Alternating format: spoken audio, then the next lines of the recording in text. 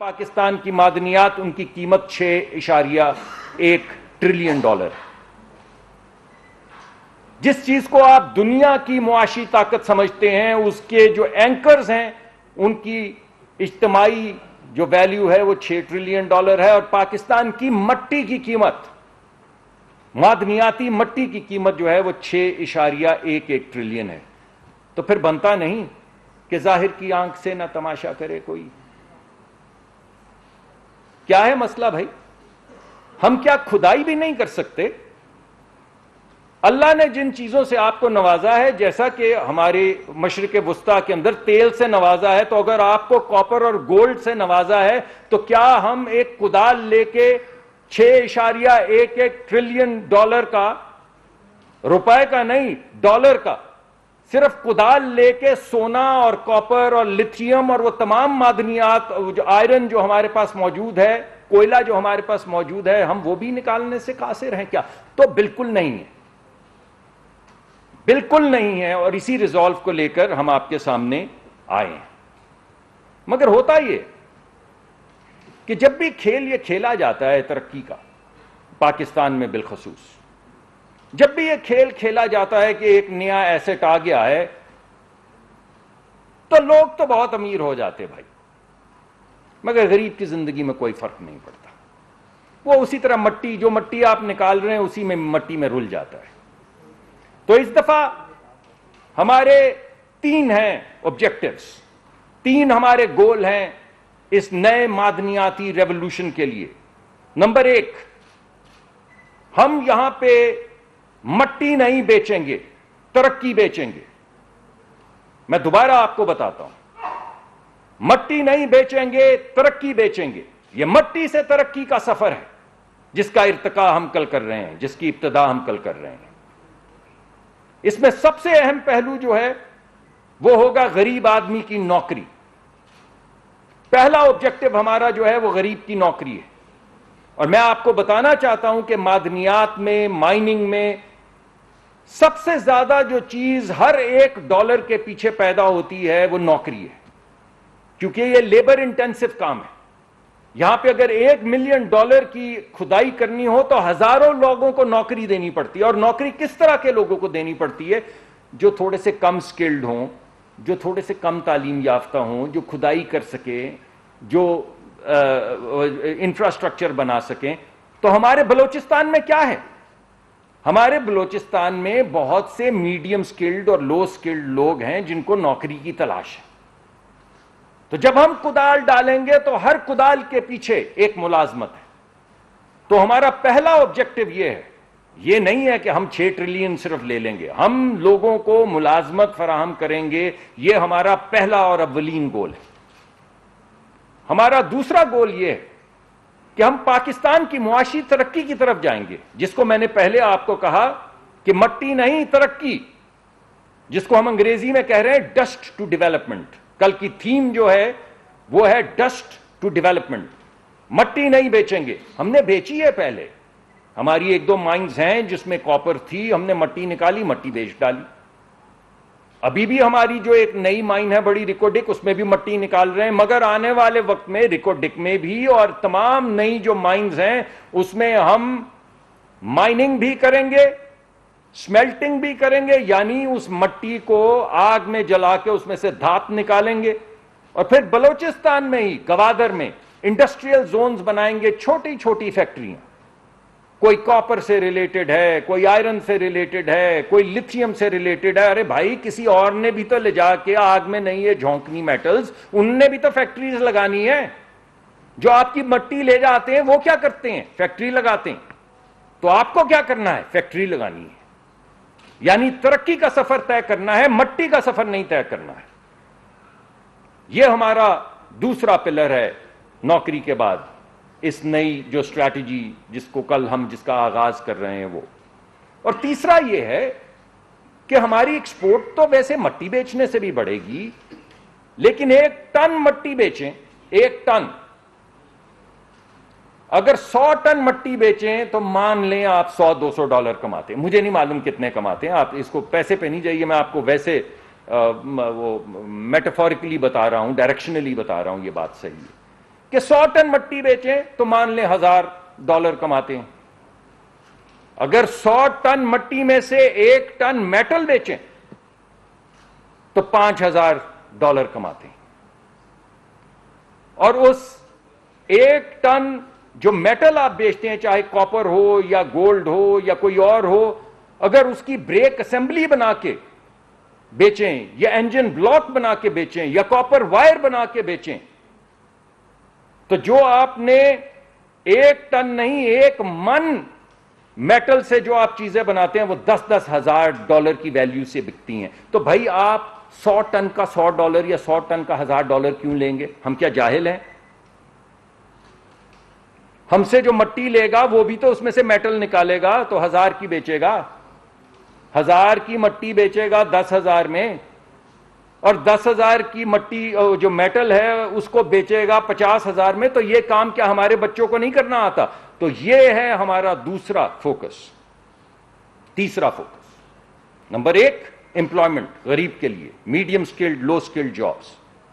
Number 2 ہماری جو اپنی ترقی ہے جس کو ہم کہہ رہے ہیں مٹی سے ترقی, اس کا سفر. اور نمبر 3 ایکسپورٹ, کہ ہم بیچیں گے. ہمیں وہ میٹل بیچنی آتی ہے, ہمیں انگٹس اینڈ بلٹس بیچنے آتے ہیں, ہمیں انجن بلاکس بنانے آتے ہیں, ہمیں بریک اسمبلیز بنانی آتی ہیں, تو ہم کیوں نہیں ایکسپورٹ کریں گے؟ تو یہ جتنا ہمارے ایکسٹرنل سیکٹر کا آپ کے سامنے روز ایک مقدمہ آتا ہے کہ پاکستان کو خدا نخواستہ یہ ہو جائے گا, وہ ہو جائے گا, وہ ہو جائے گا. پہلے ہم کہتے تھے خاکم بدہن, انشاءاللہ کل کے بعد بولیں گے ایسی بات کرنے والے کو مٹی چاٹ, کیونکہ اس مٹی میں سے تو ہم نکالنے والے ہیں وہ سونا اور وہ کاپر جو ملک کی تقدیر بدلے گی. تو یہ 3 ہمارے آبجیکٹو ہیں جن کو لے کے کل کی ہم جو ایک بڑی منرلز کانفرنس کر رہے ہیں اور ترقی کا سفر, ایک نیا سفر شروع کرنے کی کوشش کر رہے ہیں, وہ میں آپ کے سامنے رکھنا چاہتا ہوں. اب 3 آبجیکٹوز کو اچیو کرنے کے لیے ہمارے پاس 3 اسٹریٹجیز ہیں, 3 لائحہ عمل ہیں, 3 طریقہ کار ہیں. وہ کیا ہیں وہ بھی میں ہائی لیول پہ آپ کو بتا دیتا ہوں کہ یہ ہوگا کیسے. بتا تو دیا میں نے کہ یہ ہوگا. پہلی بات تو یہ ہے کہ ہم بلوچستان میں انشاءاللہ انڈسٹریل کلسٹرز بنائیں گے. میں آپ کو ہائی لیول پہ بتا چکا ہوں, مائننگ کریں گے, مائننگ کے بعد سمیلٹنگ کریں گے. سمیلٹنگ وہ عمل ہے جس میں آپ مٹی لیتے ہیں اور اس کو بے پناہ آگ کے اندر جھونک کے اس میں سے میٹل نکال لیتے ہیں, باقی جو فضلہ ہوتا ہے وہ علیحدہ ہو جاتا ہے. اس کو سمیلٹنگ کہتے ہیں. پھر سمیلٹنگ کریں گے, اور تیسری سٹیج کے اندر جو میٹل نکلے گی, جو بھی میٹل نکلے گی, اس سے ریلیٹڈ جو بھی دنیا کی انڈسٹری ہے وہ بلوچستان میں لگائیں گے. کاپر سے ریلیٹڈ ہو, لتھیم سے ریلیٹڈ ہو, آئرن سے ریلیٹڈ ہو, جو میٹل نکلتی چلی آئے گی وہاں پہ چھوٹے چھوٹے انڈسٹریل زونز بنائیں گے. پورٹ ہمارے پاس ہے گوادر کی, جہاں جہاں مائننگ ہوگی اس کو پورٹ سے لنک کریں گے اور ایک نیا انقلاب لے کر آئیں گے. تو ہماری پہلی جو چیز ہے جس کو میں کہہ رہا ہوں مٹی سے ترقی کا سفر, اس کے لیے 3 چیزیں جو ہم کریں گے. پہلا ہے مائننگ یعنی کدال لے کر کھدائی, دوسرا ہے سمیلٹنگ یعنی اس کو آگ میں ڈال کے اس میں سے میٹل نکالنا, اور تیسرا ہے ویلیو ایڈیشن انڈسٹریل کلسٹرز چھوٹے چھوٹے جن سے سکلڈ لیبر بلوچستان میں اور دیگر علاقوں میں, خیبر پختونخوا میں اور AJK میں وغیرہ وغیرہ, جہاں جہاں سے معدنیات نکلتی چلی آئیں گی وہاں پہ چھوٹے چھوٹے انڈسٹریل کلسٹر بناتے چلے جائیں گے. یہ ہماری پہلی اسٹریٹجی ہے. ہماری دوسری اسٹریٹجی یہ ہے کہ جو نوکر شاہی ہم نے مچا رکھی یہاں پہ, بجلی کا میٹر تو لگانے نہیں دیتے, گیس کا کنیکشن تو ملتا نہیں ہے, اب پوچھنا نہیں سوال اس پہ, تو ساتھ کے ساتھ کہہ رہے ہیں کہ یہاں پہ ترقی ہو جائے گی, تو وہ کیسے ہوگی؟ تو اب ہم کمپلیٹ ایک نیا پلان لے کر آ رہے ہیں جس کے اندر یہ جو بوجھ ہے نوکر شاہی کا بوجھ, اسے ختم کیا جائے گا. اس نوکر شاہی کے بوجھ کو ختم کیا جائے گا, اور جو کل ہم لانچ کر رہے ہیں پروگرام, اس کا دوسرا جو تھیم ہے وہ ہے from red tape to red carpet. یعنی آج تک یہ جو ہم نے, آپ اندر نہیں, وہ ڈپٹی کمشنر تک تو آپ پہنچ نہیں سکتے بھائی, تو کام آپ کہاں سے کریں گے؟ پہلے 50 دروازوں سے گزر کے 3 جگہ سے سکین ہو کر تو آپ پہنچتے ہیں. تو اب یہ فیصلہ کیا گیا ہے کہ ہماری دوسری جو تھیم ہے وہ ہے from red tape to red carpet. کاٹیں اس نوکر شاہی کو اور آگ لگا دیں. اور کون بچھائے گا یہ ریڈ کارپٹ؟ یہ سرخ قالین جو ہم کہہ رہے ہیں آپ لے کر آئیں، پاکستان میں ترقی کے سفر میں شریک ہوں، اور ہم آپ کے لیے سرخ کارپٹ بچھائیں گے. کل پہلی مرتبہ ہم وہ سرخ کارپٹ بچھا رہے ہیں. اور تمام پاکستان کے جو ادارے ہیں، تمام پاکستان کی جو وزارتیں ہیں، انہیں یہ حکم دیا گیا ہے کہ آپ یہ ریڈ ٹیپ کاٹیں نہیں، کاٹیں گے. آپ یہ ریڈ ٹیپ کاٹیں گے، یہ ریڈ ٹیپ ختم ہوگی. آپ کی نوکری یہ ہے کہ ہر بندہ جو پاکستان کی سفر میں، ترقی کے سفر میں شریک ہونا چاہتا ہے، آپ جا کے اسے ریسیو کریں گے اور لے کر آئیں گے. اور کل انشاءاللہ ہم ریسیو کریں گے. میں خود ایئرپورٹ پہ جاؤں گا، میں خود جاؤں گا ایئرپورٹ کے اوپر اور لوگوں کو ریسیو کروں گا جو پاکستان کی ترقی کے سفر میں شرکت کے لیے آ رہے ہیں. تو یہ ریڈ ٹیپ کٹنی ہوگی بھائی. نوکر شاہی کے ساتھ یہ کام نہیں ہو سکتا. اب تو آپ کو ایک نئے زاویے سے، عوامی زاویے سے، لوگوں کے زاویے سے، غربت کے زاویے سے، ترقی کے زاویے سے اس ملک کو دیکھنا ہوگا. تو پھر ملک آگے بڑھے. اس کے لیے ہم نے 3 اسٹریٹجیز بنائیں. جس طرح میں نے کہا ہر ایک کی، وہ پہلے میں نے آپ کو وہ بتا دیا کہ ہم ویلیو ایڈیشن کیسے کریں گے. اس میں نمبر 1، پاکستان کے اندر کو 50 قسم کے قوانین ہیں.